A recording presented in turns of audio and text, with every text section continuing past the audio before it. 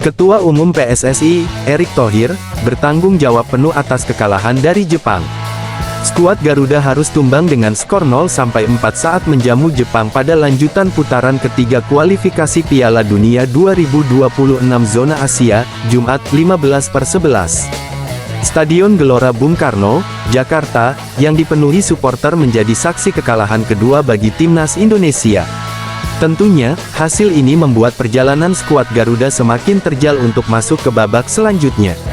Arab Saudi akan jadi ujian selanjutnya bagi timnas pada laga yang akan digelar tanggal 19 November mendatang.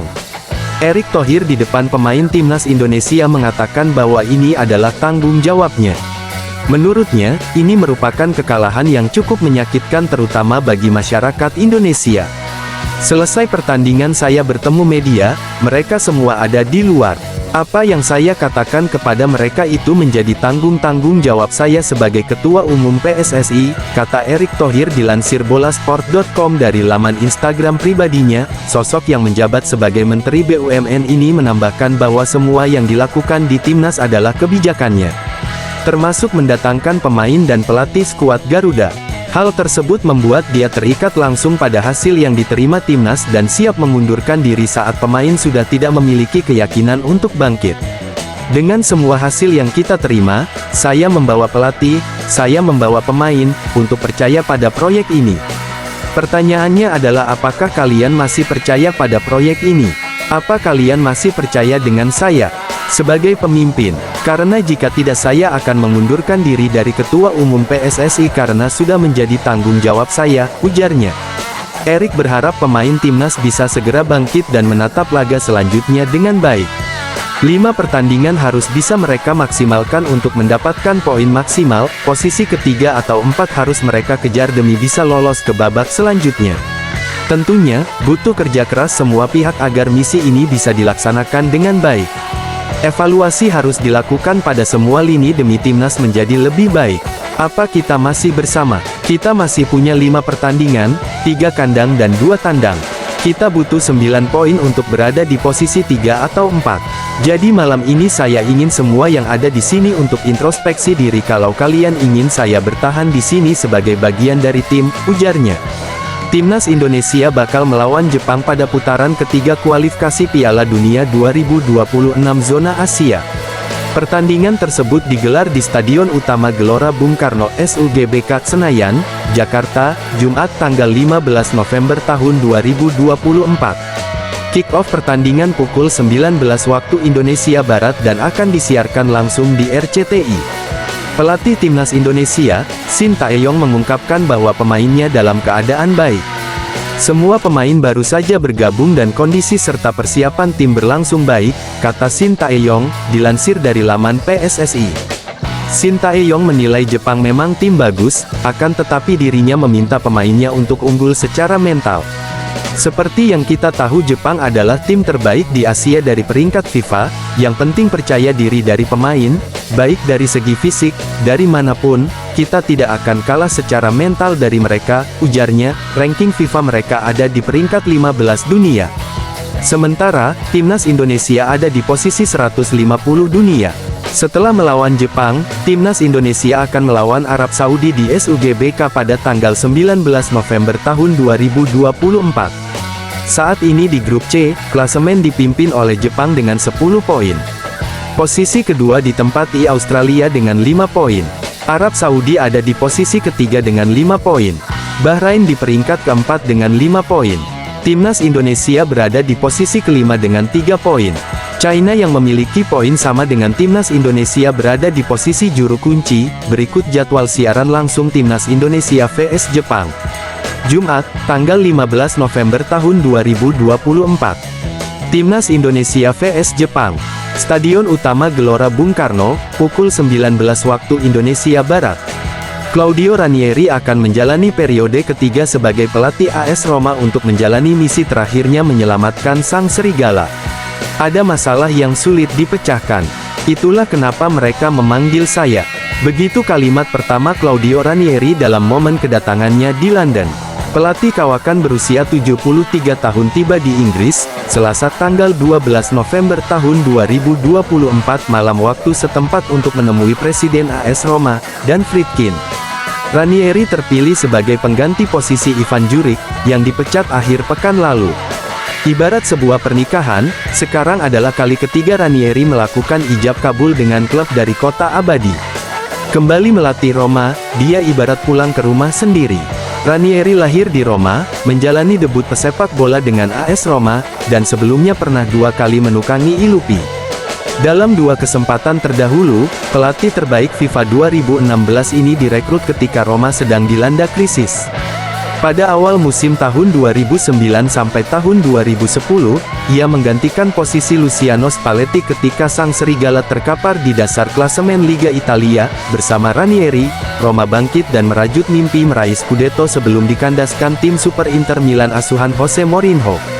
Kendati tak meraih gelar, I Giallorossi hanya kalah saing dari Inter setelah finish sebagai runner-up Liga, Coppa Italia, dan Piala Super Italia. Periode keduanya di Trigoria berlangsung singkat pada etape terakhir musim tahun 2018 sampai tahun 2019. Ranieri diharapkan bisa membereskan kekacauan setelah klub mendepak Eusebio Di Francesco. Dalam 12 partai terakhirnya, dia membawa Roma finish di peringkat 6 yang cukup memberikan tiket ke fase grup Liga Eropa. Daniele De Rossi bahkan menutup Serie A dengan rapor 9 partai tanpa kalah. Tugas yang sama sebagai tukang reparasi lagi-lagi diberikan Roma kepada Claudio Ranieri. Karena panggilan hati, ia memutuskan kembali bekerja setelah pensiun akhir musim lalu di Cagliari. Roma dalam kondisi darurat. Hanya dalam 12 pekan perdana musim ini, grup Friedkin sudah memecat 2 pelatih. De Rossi dan Juric kehilangan pekerjaan, di mana saat ini Roma terlempar ke peringkat 12. Jarak hanya 4 poin dari zona degradasi membuat klub berharap Ranieri menunjukkan kembali sentuhan ajaibnya supaya keluar dari krisis. Ranieri, Roma sebagai misi mustahil terakhirnya, tulis judul editorial di Tutto Mercato Web. Menukangi tim serigala dengan segala kekacauannya saat ini memang diyakini mustahil untuk dibereskan Ranieri seorang. Selain memburuk dari sisi penampilan di lapangan, adanya dugaan konflik kepentingan di kalangan internal petinggi klub sendiri memperparah krisis. Hubungan klub dengan supporter tidak sehat. Fan sama sekali tidak merasa dekat dengan presiden klub lantaran Friedkin sendiri nyaris tak pernah muncul ke publik, apalagi bersuara tentang kondisi Roma. Namun, misi mustahil merupakan tantangan sehari-hari dalam karir Ranieri. Membawa Leicester City juara Liga Inggris adalah contoh ketidakmungkinan yang berhasil dia taklukkan. Ranieri juga membawa Cagliari naik tingkat dari level terbawah hingga Serie A, mempersembahkan trofi untuk 5 klub berbeda, serta menjadi peletak fondasi kesuksesan di banyak tim asuhannya. Ranieri memiliki pengetahuan yang sangat dalam tentang tempat itu, Roma, kata koleganya yang kini menukangi timnas Italia, Spalletti. Ini pilihan yang bagus. Saya pikir dia memiliki segalanya yang dia perlukan untuk membereskan beberapa hal, ujarnya. Meskipun demikian, Ranieri diyakini tak akan bisa melakukannya sendiri. Selain membutuhkan pelatih berkarisma kuat dan tegas, AS Roma kehilangan sosok penyambung lidah antara pemain dengan petinggi klub maupun supporter dengan pemain dan bos-bos di jajaran atas. Tentu saja dia tidak memahami Roma hari ini. Harapannya, dia dapat segera mengerti apa situasinya dan membantu kami, ujar mantan Presiden Ilupi, Rossella Sensi. Saya tak akan membebaninya dengan terlalu banyak tanggung jawab. Fan ingin mendengar presiden mereka berbicara. Kalau dia tidak mau bicara, maka dibutuhkan seorang figur yang mengetahui bagaimana cara berbicara dengan fan, tambahnya.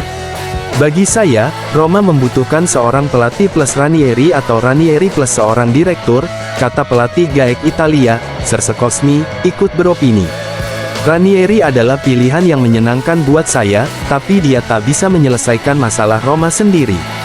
Saya harap dia sendiri yang bisa mendorong kehadiran seorang figur lain, tutur ex-pelatih Perugia tersebut. AS Roma diwartakan hanya akan menugaskan Claudio Ranieri sampai akhir musim ini.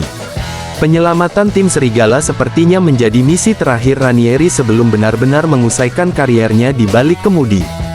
Fan Giallorossi bakal langsung menantikan sentuhan ajaibnya bekerja dalam agenda berat di 3 partai pertama. Selepas jeda internasional, Roma sudah dinanti rival-rival top dalam rupa Napoli, Tottenham, dan Atalanta sampai awal Desember mendatang. Pemain sayap Malut United, Yance Sayuri punya komitmen tersendiri usai dipanggil lagi bersama saudara kembarnya, Yakob Sayuri ke skuad timnas Indonesia. Sebagai saudara kembar, Yance mengaku tak mau kalah dengan sang kakak. Dirinya ingin terus mendapatkan kesempatan bermain di timnas Indonesia seperti Yakob Sayuri. Jadi karena itu jadi motivasi buat saya, kita kembar, kalau dia bisa, saya pasti bisa, ujar Yance Sayuri pada Selasa tanggal 12 November tahun 2024 dalam acara Media Day di Jakarta. Target saya, kapanpun dia dipanggil timnas, saya juga harus ada. Jangan dia dipanggil timnas, saya sendiri, lanjutnya. Yance Sayuri kerap mendapat panggilan ke skuad timnas Indonesia. Namun, pemain sayap asal Malut United tersebut kerap mengalami cedera yang memaksanya mundur dari pemusatan latihan bersama timnas Indonesia. Sebelumnya, nama Yance Sayuri masuk dalam daftar skuad ke Qatar. Namun, Yance menderita cedera lutut sebelum turnamen bergulir, sehingga hanya sang kakak yang tampil di Qatar. Keduanya juga punya catatan caps jomplang di skuad timnas Indonesia. Yakob Sayuri sejauh ini sudah mengantongi 22 caps. Sementara Yance baru mendapatkan 1 caps bersama skuad Garuda. Namun, Yance bersyukur bahwa dirinya terus dipercaya Shin Tae-yong ke skuad timnas Indonesia. Dirinya berkomitmen bakal terus berjuang demi satu tempat di timnas Indonesia. Selain itu, dirinya bertekad ingin menunjukkan performa lebih baik dari penampilannya di level klub. Yang beberapa kali dipanggil, tapi cedera itu di lutut, ujar Yance Sayuri. Hasil pemeriksaan dari MRI memang ada sobek di bagian lutut dan yang kalau untuk kemarin, hamstring di bagian paha. Jadi dari pelatih dari tim suruh mending pemulihan saja. Kalau memang kembali sembuh, ada kesempatan main di klub kalau berikan yang terbaik, pasti dipanggil lagi ke timnas. Dari situ saya berpikir, mungkin ada sesuatu dari saya. Dan kalau memang betul-betul saya dipercayakan bermain, saya akan tunjukkan lebih dari yang sebelumnya saya main di klub, ujar dia.